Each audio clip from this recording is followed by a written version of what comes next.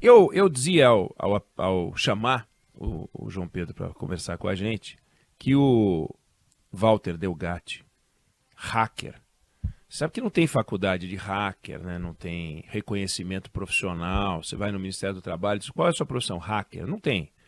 Você pode dizer que você trabalha com engenharia, né? Que você trabalha com limpeza, que você trabalha... Hacker não existe. Qual é o registro? Ah, olha, eu sou hacker. Ah, então o senhor recolhe tantos por cento de imposto. Não tem isso. Não dá uma nota de hacker. Não existe hacker. Existem pessoas que fazem coisas ilegais e são chamadas de hacker. Da mesma forma que quando o sujeito assalta um banco, é assaltante. Não existe essa profissão. É uma atividade ilegal. É uma atividade ilegal. Ladrão, assaltante, assassino, hacker. Então, esse tal hacker é um grande de um pilantra. O que a CPI está fazendo é ouvir um pilantra, um grande pilantra.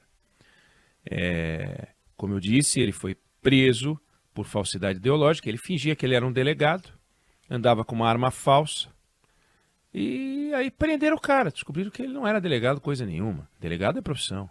Ele era um pilantra. Isso foi em 2015. Foi a primeira prisão dele. Então, esse cara está no crime há muito tempo. 2017, tráfico de drogas. Tráfico de drogas. Falsificação de documentos. Estelionatário. Ele alugou um apartamento e depois pegou e chamou um caminhão de mudança para levar tudo embora. Aí desconfiaram, não conseguiu. Fez compra com cartão falsificado. É um grande vagabundo, mas um vagabundo mesmo. Aí alguém pode dizer, bom, mas escuta, como é que a CPI chama um vagabundo desse para conversar, né? Como é que a CPI, que tem que tentar descobrir irregularidades, convoca um pilantra desse, um marginal? Porque esse marginal entrou na vida da CPMI porque ele entrou na vida do presidente Jair Bolsonaro. Então a pergunta original que se pode fazer é como é que o presidente Jair Bolsonaro se cerca, se aproxima, conversa com um vagabundo, um pilantra, um falsário, um gangster, como é esse Walter Delgatti. Como que ele chama um cara desse? Como esse cara, por ordem do presidente da República, vai conversar com o ministro da Defesa, o Paulo Sérgio Nogueira, que o recebe 5 vezes? Quer dizer, não passou pela cabeça do ministro da Defesa que ele estava se metendo numa enrascada. Ele é ingênuo. General, 4 estrelas, general ingênuo. Ele não sabe o que está acontecendo. Ele não tem a menor ideia do que está acontecendo. Recebe qualquer um, porque o presidente mandou. Não faz sentido. Aí ele foi lá e foi discutir com o general, com o ministro da Defesa, sobre as urnas eletrônicas, para tentar dar provar que era possível invadir a urna eletrônica. E aí ele não conseguiu invadir a urna eletrônica. Ele não conseguiu invadir a urna eletrônica. Que, aliás, ele disse na CPI que não dá para invadir a urna eletrônica. Agora, esse cara foi chamado pela Carla Zambelli, deputada Carla Zambelli, que o levou ao presidente da República, que o levou ao presidente do PL, Valdemar Costa Neto, que o levou ao marqueteiro do presidente, o Duda Lima, que o levou ao ministro Paulo Sérgio Nogueira. Então, essa gente foi conversar com esse vagabundo para tentar fazer uma série de coisas, invadir os sistemas, quebrar sigilo, entrar no Telegram de pessoas, tentar... Ele entrou no sistema do CNJ com essa senha patética aí, que o João Pedro falou, 1, 2, 3 mudar, tinha uma que era 1, 2, 3, 4, 5, e aí ele colocou no sistema uma ordem de busca e apreensão e um mandado de prisão contra o ministro Alexandre de Moraes, assinado pelo ministro Alexandre de Moraes, contra ele próprio, em que fala, publique-se, intime-se, faça o L no final, para provar e desmoralizar o Alexandre de Moraes. Olha a loucura, que não é a loucura do Delgatti. Imagina o seguinte, eu não sei se você tem um comércio, eu não sei se você trabalha numa repartição, eu não sei como é a sua casa. Aliás, o INEG na sua casa amanhã, o INEG na sua casa. Vamos ver qual vai ser o ouvinte escolhido para ter a casa como fundo da nossa conversa nas redes sociais. O INEG na sua casa. Então eu conheço a casa de poucos ouvintes, mas eu não sei como é a sua casa. Aí você pega um urso, você pega um macaco, você pega uma capivara, você pega um cachorro nervoso e solta lá dentro. Começa a quebrar tudo, jogar, derrubar, o macaco pula no lustre, o urso dá um tapa na sua estante, cai tudo, quebra tudo, etc. Aí a gente vai fazer o quê? Vai culpar o urso? Vai culpar o macaco? Vai culpar o cachorro? A culpa é de quem botou esse cara no jogo. A culpa é de quem chamou o urso. A culpa é de quem botou o macaco na sala. A culpa é de quem botou o cachorro que roeu todo o pé de mesa e o diabo. Então, o Walter Delgatti estava lá fazendo as barbaridades dele. Vigarista e tal. Ele foi levado para o centro do poder.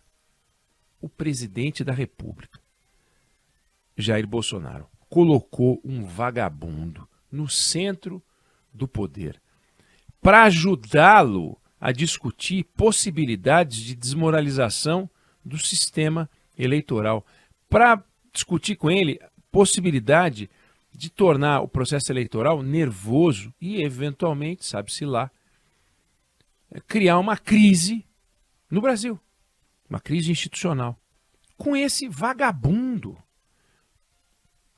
Então, quem estiver ouvindo o depoimento desse pilantra, antes de perguntar por que a CPI chamou esse pilantra, é saber que ele foi chamado porque o então presidente da República, Jair Bolsonaro, se sentiu à vontade para pegar esse pilantra e conspirar com ele, envolvendo o ministro da Defesa, envolvendo o presidente do partido dele, envolvendo a deputada Carla Zambelli. Algumas coisas que ele diz que a Carla Zambelli disse para ele que o Bolsonaro disse. Aí, telefone sem fio. Outras coisas ele disse que o presidente pediu para ele. O presidente pediu para ele procurar o ministro da Defesa. Não foi a Carla Zambelli. O presidente disse para ele para tentar desmoralizar, para tentar mostrar que as urnas não funcionam. Não foi a Carla Zambelli. Diretamente. E isso tem que ser investigado. Veja, eu sou um crítico da CPI, eu sou um crítico de CPI, e a CPI tem um lado circense, essa CPI é um circo, e tudo que o Walter Delgatti falou aqui, ele já disse na Polícia Federal, ele já disse em outros depoimentos. Então, as informações que a gente está ouvindo agora não são informações que não eram conhecidas pelas autoridades que investigam o caso. Eram desconhecidas da gente, a gente não sabia. Algumas coisas sabia, outras não sabia, mas sempre ouvir é um fato político. É um fato político. Ouvir esse cara falar é um fato político. E espanta. Como é que um presidente da República, que deveria estar se cercando de notáveis, né? De pessoas que possam transformar o Brasil. Sonho meu, né? Imaginar um presidente da República preocupado em chamar notáveis. Que isso, notáveis? Notórios picaretas. Chamando notórios picaretas. Não é o primeiro, não é o segundo, não será o último. Veja no que se transformou o fim de feira do governo Bolsonaro. Fim de feira do governo Bolsonaro. Tenente-coronel Mauro Cid contratou agora um advogado especializado em delação, que já disse, o meu cliente, como militar que é, cumpriu ordens. Opa! Já tem um sinal aí. Tenente-coronel que movimentou milhões e milhões de reais na sua conta pessoal. Como é que pode? Ganhando um salário de militar. Nenhum militar movimento que ele movimentou. O pai dele, um general envolvido numa pilantragem de vender relógio que deveria ser do acervo público e botar na conta, talvez para passar de volta para o Bolsonaro. Um ministro da Defesa, um general da mais alta patente, chefe maior dos militares, conversando com um vagabundo. Então, tem aí uma história nojenta para a gente apurar. Tem aí uma história nojenta para a gente acompanhar. Tem aí uma frente de investigação que, olha, tende a não terminar como está. Porque a cadeia de responsabilidades, eu falei cadeia como sequência, a cadeia de responsabilidades não é pequena. E a estrutura dessa pilantragem, desse bando de vagabundo que cercou o presidente no final, joga o presidente, os pés dele na lama. Na lama.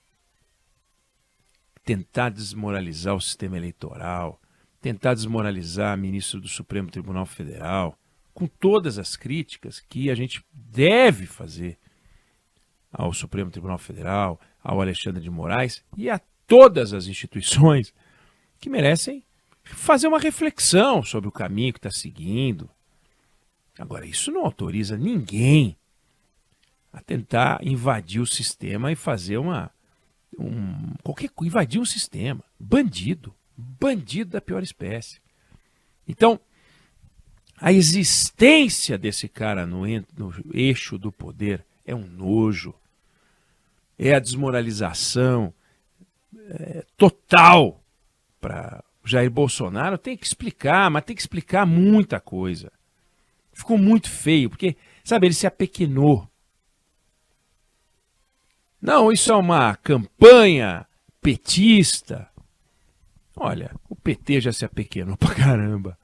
O PT virou uma porcariada e a gente viu com mensalão, petrolão, não precisa, né? Já deu para ver que a corja está em toda parte. Agora, quem veio dizendo eu sou diferente, pregando uma mudança na política, pregando uma limpeza na política e pregando agir dentro das 4 linhas da Constituição, que foi o ex-presidente Jair Bolsonaro, não agiu dentro das 4 linhas da Constituição. E nós temos aqui indícios a serem investigados, porque trata-se de um pilantra falando. Mas é um pilantra que andou com o presidente. Isso aqui é o quê? Que um bispo, que um pastor, que que o Dalai Lama, sei lá quem. Nem é bom falar o Dalai Lama, que tem lá os problemas dele. Sabe? Alguém altamente espiritualizado e maravilhoso que vai poder contar podre sobre o 8 de janeiro? Não! Quem vai contar coisas sujas é quem se meteu na sujeira.